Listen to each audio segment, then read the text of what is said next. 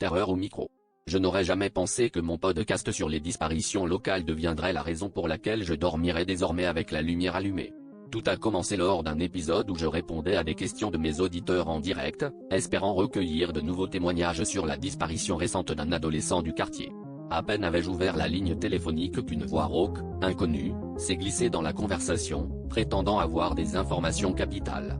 Ma curiosité a pris le dessus sur ma peur, alors j'ai laissé la voix parler, tandis que le chat explosait de messages inquiets. La voix a commencé à révéler des détails troublants sur les disparitions, décrivant des lieux exacts, des dates et même des objets personnels retrouvés sur les scènes, des détails jamais évoqués publiquement. Je sentais un frisson me parcourir l'échine, mais c'est quand la voix a évoqué quelque chose de bien plus intime que l'angoisse m'a saisi. Elle a parlé d'un souvenir d'enfance que je n'avais jamais raconté à personne.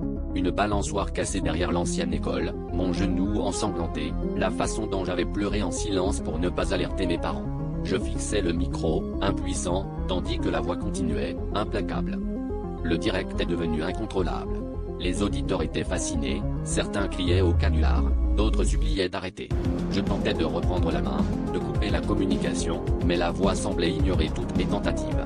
Puis elle a chuchoté mon adresse, lentement, comme une menace à peine voilée, et la température de la pièce a chuté brutalement. Mon souffle s'est raccourci alors que la voix murmurait « Tu ne peux pas arrêter de chercher, mais c'est toi qu'on va finir par trouver ». Mon podcast s'est interrompu brutalement, écran noir, silence absolu. Depuis, chaque nuit, mon téléphone reçoit des appels sans numéro, et une voix faible fredonne la même mélodie que celle de mon enfance, celle que je chantais sur la balançoire brisée.